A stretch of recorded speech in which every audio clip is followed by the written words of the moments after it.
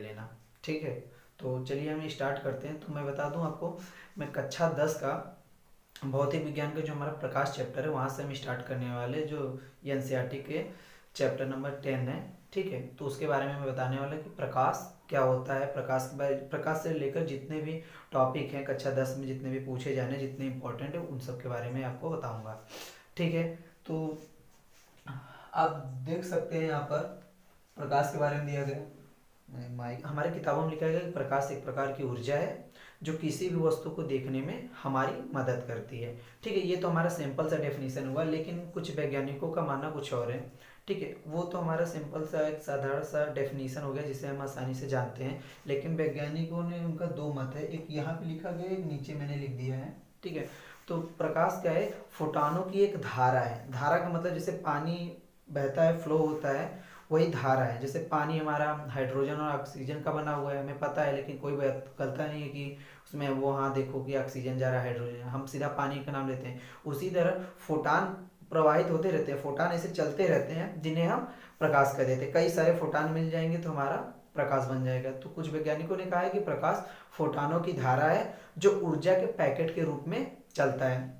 ठीक है, यहाँ पे लिखा है कि जो ऊर्जा के पैकेट के रूप में चलता है, और ऊर्जा की सबसे छोटी इकाई भी इसे माना जाता है। फोटान को ही ऊर्जा की सबसे छोटी इकाई माना जाता है। वैसे भी फोटान का कोई द्रव्यमान नहीं होता, जब वो रुका रहता है तब, लेकिन जब वो चलता है तो उसके पास कुछ द्रव्यमान आ जाता है, तो उसके पास कुछ मोमेंटम भी आ जाता है। मोमेंटम का मतलब संवेग आ जाता है। लेकिन कुछ वैज्ञानिकों का कहना है, वे भी फोटान को ही मतलब कण का नाम दे दिएंगे, हालांकि हम जानते हैं कि कण वही चीज होता है जिसके पास कुछ द्रव्यमान हो, कुछ आयतन हो, आकृति आकार हो। लेकिन अभी अभी हमने बताया कि फोटान का कोई द्रव्यमान नहीं होता, लेकिन कुछ वैज्ञानिकों का मानना है। ठीक है, वो जब चलेगा तो उसके पास द्रव्यमान नहीं आ जाता है, इसीलिए इसे माना गया है। तो उन्होंने बताया है कि जो प्रकाश है किसी कण का ही गुण होता है। प्रकाश किसी कण का ही गुण होता है जिसकी तीव्रता, मतलब प्रकाश की तीव्रता उन कणों की संख्या पर निर्भर करती है।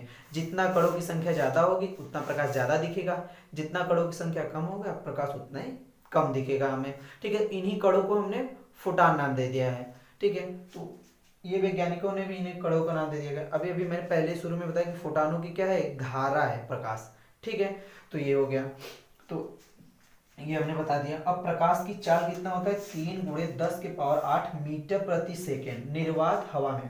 तो देखो, निर्वात और हवा में, मतलब हवा में लगभग निर्वात के बराबर ही होता है। निर्वात का मतलब वो चीज जहाँ कुछ न हो, छोटे छोटे कण कुछ भी न पाए जाए, हवा भी कुछ न हो, उसे निर्वात बोलते हैं।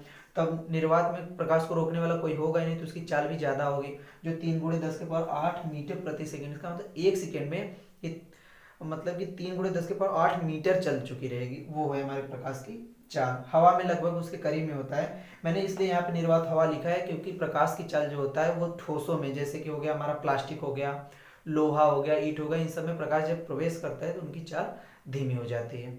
ठीक है, तो आगे चलते हैं, अब हम प्रकाश के परावर्तन के बारे में जानते हैं। ठीक है भाई, आगे दिया है कि जब निर्वात में या बाहरी स्पेस में जहां कोई पदार्थ उपस्थित नहीं होता वहां प्रकाश सीधी रेखा में गति करता है, इसे प्रकाश का रेखी गति कहते हैं। ठीक है भाई, अब जहाँ कुछ कोई रोकने वाला नहीं रहेगा तो वहाँ तो आप भी सीधे चले जाएंगे, आपको कोई रोकने टोकने वाला नहीं। तो ऐसे ही तो वहाँ जहाँ किसी भी, तो इसीलिए हमने लिख दिया कि बाहरी स्पेस में, मतलब कहीं भी आउटर स्पेस में, कि जहाँ प्रकाश को रोकने वाला कुछ नहीं रहेगा, प्रकाश ऐसे सीधा रेखा में ऐसे गति करते हुए चला जाएगा, जिसे हम प्रकाश का रेखी गति कहते हैं। और नीचे लिखा गया कि जब एक सिंगल लाइन में, मतलब एक ऐसी सीधी सी रेखा होगा, उसमें कई सारे फोटान होंगे, 1 2 3 4 5 ऐसे करके फोटान होंगे, तो उसे हम प्रकाश की किरण कहते हैं। क्या कहते हैं, प्रकाश की किरण। और जब यही प्रकाश, कई सारे प्रकाश की किरण मिल जाती है तो उसे हम प्रकाश का बिंब कहते हैं। ठीक है, या तो बिंब ऑफ लाइट कहते हैं। ठीक है, तो यहाँ पे हमने लिख दिया कि जब एक रेखा में कई सारे फोटान होते हैं उसे प्रकाश का किरण कहते हैं। जब कई सारे प्रकाश किरण मिल जाते हैं तो उन्हें प्रकाश का बिंब कहते हैं। ठीक है, तो आगे हम पढ़ते हैं कि अब प्रकाश के, ठीक है, ये तो हमने बेसिक से बातें कर लिया। अब प्रकाश के परावर्तन के बारे में जानते हैं, जो हमारे चैप्टर में लिखा गया है उसके बारे में अध्ययन करते हैं कि प्रकाश का परावर्तन क्या होता है। तो हमने लिखा है कि जब प्रकाश किरण किसी माध्यम से चलकर किसी चिकने तल से टकराकर उसी माध्यम में लौट जाती है तो इस घटना को, तो यह घटना प्रकाश का परावर्तन कहलाता है। ठीक है, तो अब हमने क्या किया, अब प्रकाश कहीं से तो भी आएगा, अब कहीं से भी आएगा मतलब वो अलग माध्यम होता है। माध्यम का मतलब होता है जैसे पानी का अलग माध्यम हो गया, शहद अलग माध्यम हो गया, ज्यादा गाढ़ा रहता है, हवा अलग माध्यम हो गया, निर्वात अलग माध्यम हो गया, तो कई सारे माध्यम है, तो प्रकाश कहीं ना कहीं से तो आता ही रहता है। ठीक है, तो प्रकाश जब भी किसी माध्यम से आए, मतलब किसी भी माध्यम से चला है और किसी चिकने तल से टकराए, टकराने के बाद वापस उसी माध्यम में चला जाए, तो ये हमारा प्रकाश का परावर्तन कहलाता है। किसी अन्य माध्यम में न जाए, उसी माध्यम में जब लौटता है तो प्रकाश का परावर्तन कहलाता है। ठीक है, तो ये हमने लिख दिया है। तो आगे बढ़ते हैं।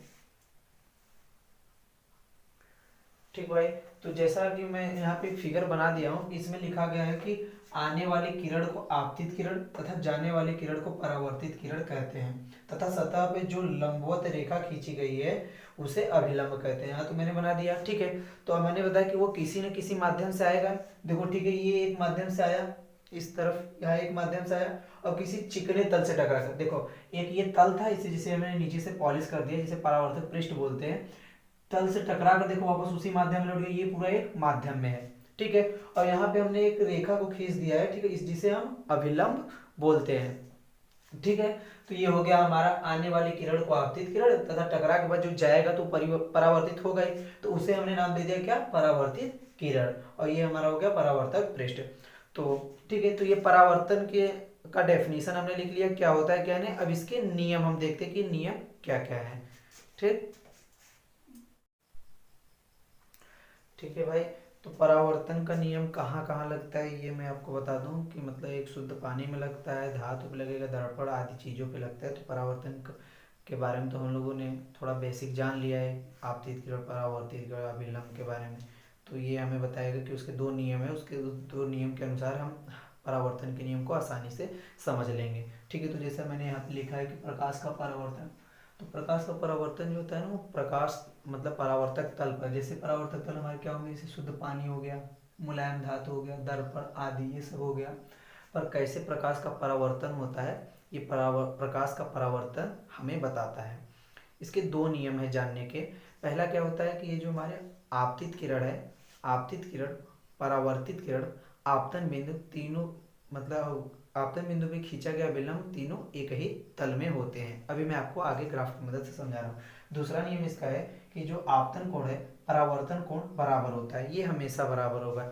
ये जमीन आसमान, चाहे आप मर जाओ, जी जाओ, कट जाओ, इससे फर्क नहीं पड़ता है, ये बराबर होगा तो होगा ये। चलिए मैं आपको आगे ग्राफ की मदद से समझाता हूँ कि क्या होते हैं तीनों। ठीक है भाई, तो एक हमने ये ग्राफ बना लिया है। ठीक है, तो इसमें मैंने एक एक सतह ले लिया है कि जो मैं तो समतल ही ले रहा हूँ, उबड़ खाबड़ भी सतह हो सकते हैं, जरूरी थोड़ी है कि कांच हमारा एकदम मुलायम हो, सीधा ही हो, थोड़ा ऊपर नीचे हो सकता है, लेकिन बस वो होना चाहिए कि एक सतह होना चाहिए जिस पे परावर्तन प्रकाश का हो सके। ऐसा नहीं कि प्रकाश, और हो सकेगा मतलब ये कि प्रकाश जाए तो वो माध्यम दूसरे माध्यम ना चलाए। अब जैसे कि मैं यहाँ पे पानी लगा दूं, पानी के अंदर तो प्रकाश हमारा थोड़ा बहुत जाता है, लेकिन कभी कभी हम लाइट टॉर्च जलाते हैं, थोड़ा बहुत आंशिक रूप से आगे बढ़ता है, क्योंकि पानी हमारा एकदम ही मतलब कि थोड़ा मीडियम में कम होता है, उसका डेंसिटी बहुत ज़्यादा सघन हो जाता है।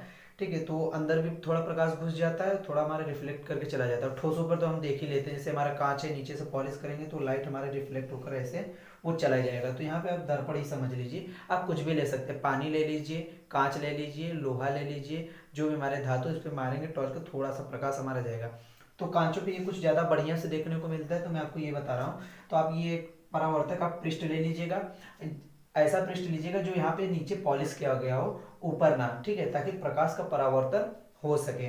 अगर हम ये पॉलिश नहीं करेंगे तो प्रकाश हमारा आर पार हो जाएगा कांच के अंदर। ठीक है, तो हमने ये पॉलिश कर दिया है। तो इसे हम क्या कहते हैं, ये कोई एक माध्यम है, पूरा माध्यम है। तो इसमें प्रकाश का परावर्तन का दो मतलब का पहला नियम ये है कि जो हमारा आपतित किरण है, इसे हम क्या बोलेंगे, आपतित किरण। और ये हो गया हमारा टकराने के बाद इसे कह देंगे क्या, परावर्तित किरण। और ये जो हमारा बिंदु है ना, इसी को हम बोलते हैं आपतन बिंदु, जहां आने वाली है। ठीक है, जहां आने वाली उसे आपतन बिंदु, और जिसपे खींचा गया अभिलंब, तीनों एक ही तल में होते हैं। अब तल का क्या मतलब है, जैसे ये पूरा दीवार हो गया, सामने मेरे एक दीवार है, मेरे इस राइट साइड में एक दीवार है, ये मेरे इस साइड में दीवार है, जमीन मतलब एक अलग तल हो गया, एक ऊपर तल, तो इनको हम एक तल कहते हैं। ठीक है, अब जैसे मैंने इस दीवार से, इसी किनारे से मैंने एक लाइट डाला, अब इस बोर्ड को ही दीवार आप समझिए, मैंने यहाँ इस प्रकाश डाला।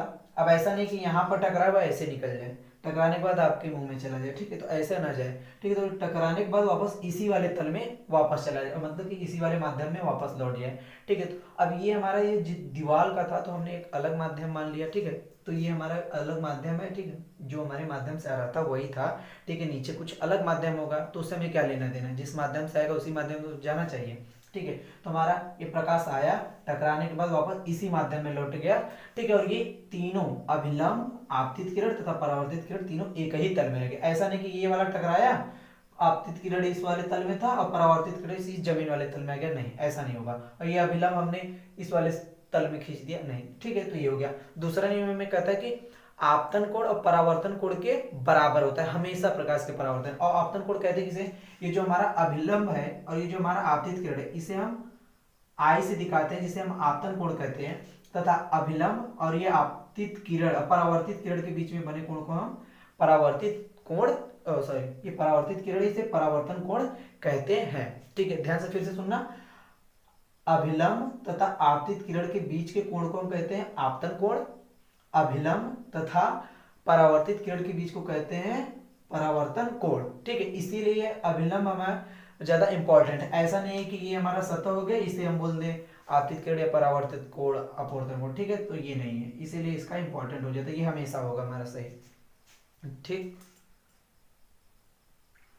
ठीक है। तो एक मैंने ये पानी वाला फिगर भी बना लिया कि मान लो कभी आप ये हलचल वाला हो गया तो आपको पानी में टॉर्च में जैसे जलाकर देखना है लाइट को। तो देखिए मैंने इससे पानी तो ये बह नहीं रहा है, तो मतलब मान लिया कि ऐसे चल रहा है, ठीक है, मान लेते हैं। तो ये हमने टॉर्च यहाँ से जलाया तो ये हमारा प्रकाश पड़ा, तो इसे तो हम आपतित किरण कह देंगे, ठीक है। ये टकराने के बाद वापस लौट जाएगा, इसे हमें परावर्तित किरण कह देंगे। हालांकि थोड़ा प्रकाश इसके अंदर घुसेगा, लेकिन हम मान लेते हैं कि हमारा परावर्तित हो गया, ठीक है। तो अब हम क्या करते हैं, इसी के ऊपर ये जो हमारा सतह टकराया है यहाँ पे एक हम नॉर्मल खींचेंगे, नॉर्मल मतलब लंब खींचेंगे, ठीक है। तो ये हमने एक लंब को ड्रॉ कर दिया, मतलब बना दिया, ठीक है। तो ये हमारा लंब होगा, तो जितने एंगल ये बनाएगा, जितना एंगल ये आई वाला बनाएगा परावर्तन के नियम से, उतना ही एंगल ये वाला भी हमारा बनाएगा। तो हमारा तभी आई बराबर आर हमेशा बराबर रहेगा। यही हमारा प्रकाश का परावर्तन का दूसरा नियम है। और ठीक है, ये भी एक तल में ही है और वापस उसी माध्यम, हमने इसी माध्यम से जलाया तो इसी माध्यम में लौट गया। दूसरा नियम ये भी था, तीनों एक ही तल में हो जाए, अभिलंब भी इसी तल में रह गया, आपतन कोण, आपतित किरण, परावर्तित किरण भी रह गया, और आपतन कोण तथा परावर्तन कोण और बराबर भी हमारा हो गया। तो ये हमारा प्रकाश का परावर्तन का नियम ये फॉलो करता है, ठीक है। अब चलिए हम आगे बढ़ते हैं इससे। तो भाई ये एक सवाल था, मतलब कि रहा जो हमें लगाना प्रकाश के परावर्तन का नियम का प्रयोग करके, कि पहला परावर्तक पृष्ठ ये है हमारा, दूसरा परावर्तक पृष्ठ ये है, और जिसे हमने लंबवत रखा है 90 डिग्री पर, ठीक है। तो इसमें पूछा है कि दूसरे परावर्तक पृष्ठ पर परावर्तन कोण का मान बताओ, ठीक है। तो आप लोग निकालिए, ठीक है। तो आप लोग कर लिए होंगे, तो मैं इसे चलो बताता हूँ, ठीक है। तो देखो क्या है कि पहले परावर्तक का तो मतलब ये मैं 30 डिग्री दिया है, तो हमारा ये जो हम अभिलंब खींचते हैं और जो हमारा आपतित किरण होता है उनके बीच को हम आपतन कोण कहते हैं। तो ये हमारा दिया नहीं, तो चलो पहले पहले वाले बनाते हैं कि पहले वाले कितना है, ठीक है। तो अगर ये हमारा 30 डिग्री का हो गया, तो इस पे अगर एक हम नॉर्मल बनाए, नॉर्मल मतलब लंब हो गया, ठीक है। तो हमारा जो आपतित किरण है पहले वाले पृष्ठ के लिए हमारा आपतित हो गया, और ये टकरा के गया तो ये हमारा परावर्तित किरण हो गया, ठीक है। तो इसे हम परावर्तित किरण बोलेंगे। तो ये जो अगर ये हमारा पूरा कितने अंश का हो जाएगा, 90 अंश का हो जाएगा, ठीक है, 90 अंश का। जब ये 30 है तो बचा कितना, ये पूरा 90, तो ये बचा कितना, 60 अंश का, तो ये हमारा 60 अंश का होगा। अगर ये 60 अंश है तो प्रकाश के परावर्तन के नियम के अनुसार परावर्तन कोण आपतन कोण के बराबर होता है, तो ये भी कितने अंश का होगा, 60 अंश का होगा, ठीक है। और हमें पता है कि एक सीधी रेखा पर 180 अंश का कोण बनता है, तो इस पूरे मतलब यहां से लेके यह पूरा कितना बनेगा, तो हमारा 180 अंश बनेगा। ये 60 हो गया, ये 60 हो गया, ये 30 हो गया, तो पूरा 150 हो गया, तो बच्चा हमारा कितना, 30 बचा। तो ये हमारा कितने अंश का कोण होगा, 30 हो गया, ठीक है। तो हमें पूछा क्या कि दूसरे परावर्तक पृष्ठ पर परावर्तन कोण का मान बताइए। ये 30 हो गया, ये 90 है, तो त्रिभुज के तीनों कोणों का योग कितना होता है, 180 अंश। त्रिभुज के तीनों कोणों का योग मतलब ये अगर ये थीटा, ये अल्फा, और इसे अगर हम मान लें गामा, तो ये gamma plus theta plus gamma, मतलब ये हमारा फाई है, फाई सॉरी, हमारे 180 अंश का होगा, ठीक है। तो वैसे ये 30 है, ये 90 है, तो 120 हो गया, बचा कितना, ये हमारा 60 डिग्री का। क्या ये हमारा आंसर हो गया, नहीं। अभी हमें इनके बीच में एक नॉर्मल खींचना है दूसरे पृष्ठ पे, तो ये हमने क्या कर लिया, एक परपेंडिकुलर डाल दिया इस पर, ठीक है। तो ये हो गया हमारा। जब हम नॉर्मल खींचते तो ये हमारा पूरा कितने अंश का हो गया, 90 अंश का हो गया, 90 अंश का हो गया। अगर ये हमारा 60 अंश का है, 60 अंश का है, तो बचा कितना, ये हमारा 30 अंश का होगा। ठीक है, 30 अंश का हो गया। तो हमें प्रकाश के परावर्तन के नियम के अनुसार पता है आपतन कोण बराबर परावर्तन कोण, तो आपतन कोण जब 30 अंश का है तो हमारा परावर्तन कोण का कितना होगा, 30 अंश का होगा। तो अतः हमारा ये आंसर क्या हो जाएगा, परावर्तन कोण का मान, आर का मान हमारा हो जाएगा 30 अंश। ठीक है, ये हमारा आंसर हुआ।